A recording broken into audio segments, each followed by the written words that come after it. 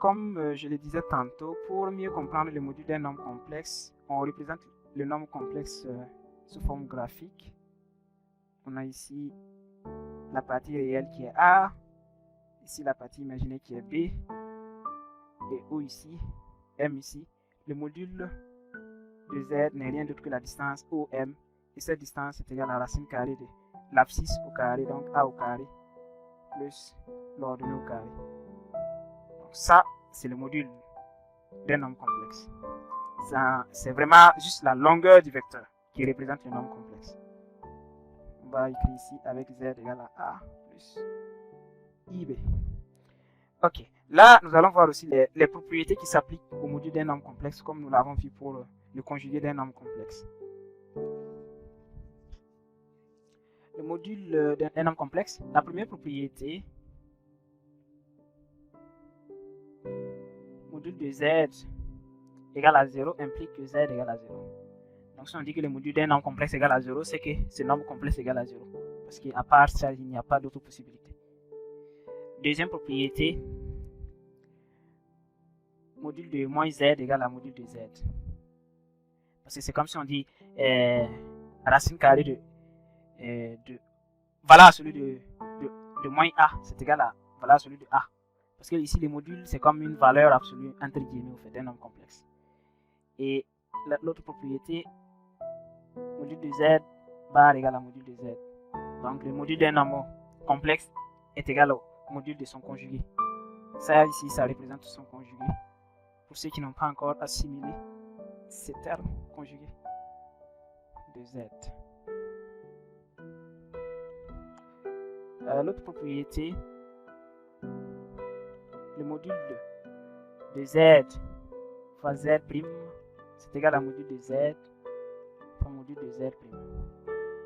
C'est comme si on dit valeur absolue de A fois B, c'est égal à valeur absolue de A fois valeur absolue de B. Ensuite, le module de Z sur Z', c'est égal au module de Z divisé par le module de Z'. Mais toutes ces formules-là seront vraiment récapitulées dans une fiche de résumé, au fait, une fiche comme aide-mémoire qui va vous permettre d'avoir l'essentiel au fait du cours et puis assimiler les formules facilement.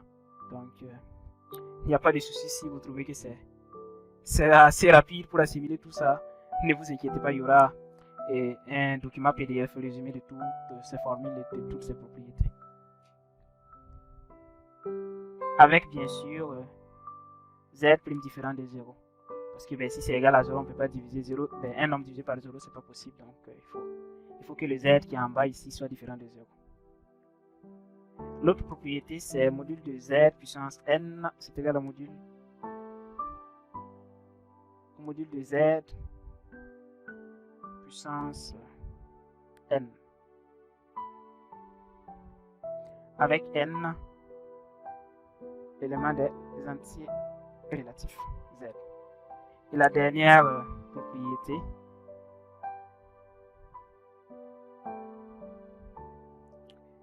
ça s'appelle l'inégalité triangulaire. Z plus Z' est inférieur ou égal à module de Z plus module de Z'. Ça, c'est l'inégalité triangulaire.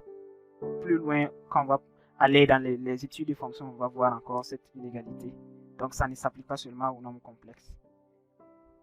Inégalité triangulaire. Parce que là, c'est comme si on a genre comme l'hypoténuse et puis les deux côtés. L'hypoténuse doit être toujours inférieur au fait, le module au fait, inférieur à chaque module de chaque côté. Donc, voilà tout pour le module d'un nombre complexe. Après ça, nous passons aux arguments. Arguments d'un nombre complexe.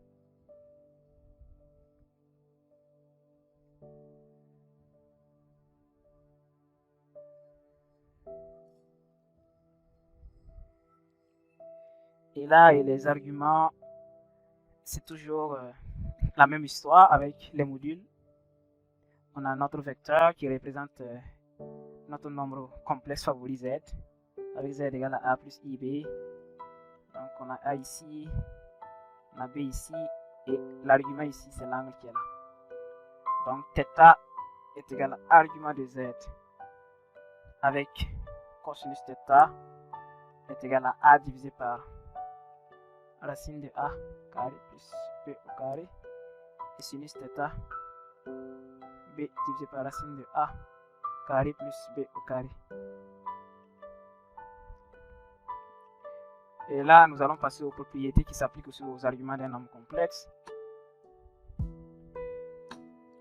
La première propriété, c'est que l'argument de z multiplié par z', c'est là il faut faire attention avec les nombres complexes.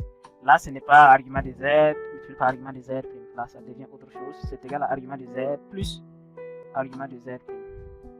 Donc vraiment, il faut faire attention avec les propriétés des arguments et les propriétés des modules d'un nombre complexe.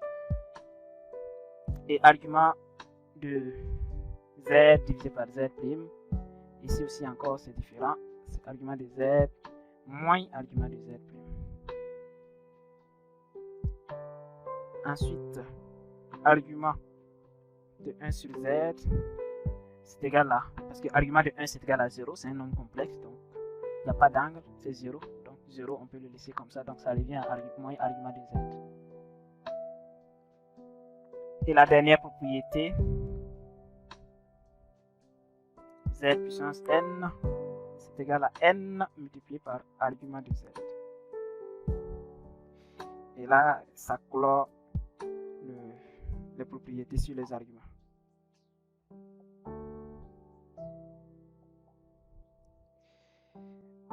Là, nous sommes à la dernière partie de ce module, le module 1, sur les nombres complexes, qui concerne la linéarisation. La linéarisation.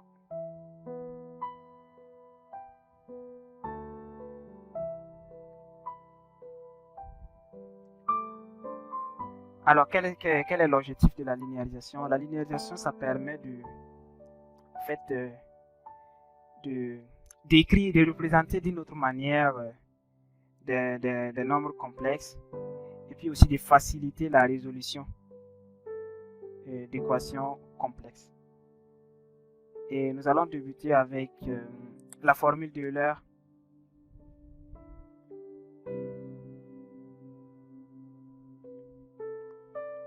La formule d'Euler stipule que pour tout θ, θ c'est l'argument, élément de R, nous avons cosinus θ qui est égal à S pour Iθ plus S pour moins Iθ divisé par 2. Et en fait, c'est cette formule vraiment qui nous permet de dire que trigonométrique et exponentielle sont cousins, parce que quand on quitte les trigonométriques, on dit que cosinus θ plus I sinus θ est égal à E I θ. C'est vraiment Euler qui nous permet de dire ça. Donc, c'est grâce à la formule d'Euler en fait qu'on peut dire ça. Et sinus θ est égal à S pour Iθ moins S pour moins Iθ divisé par 2i. Donc ça c'est la formule d'Euler. La deuxième formule qui concerne la linéarisation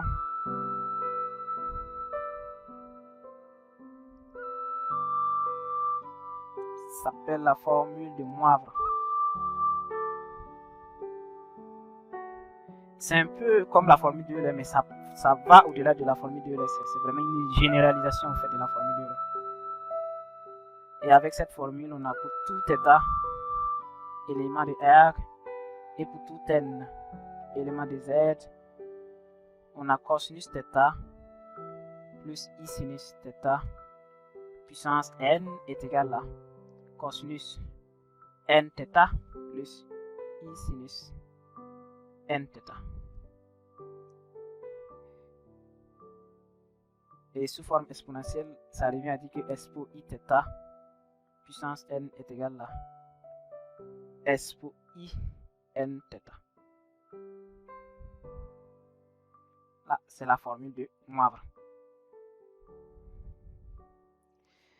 Et là, ça met fin cette capsule sur le premier module des nombres complexes. Et on aura une autre capsule qui sera essentiellement sur des exemples des exercices d'application sur cette première partie.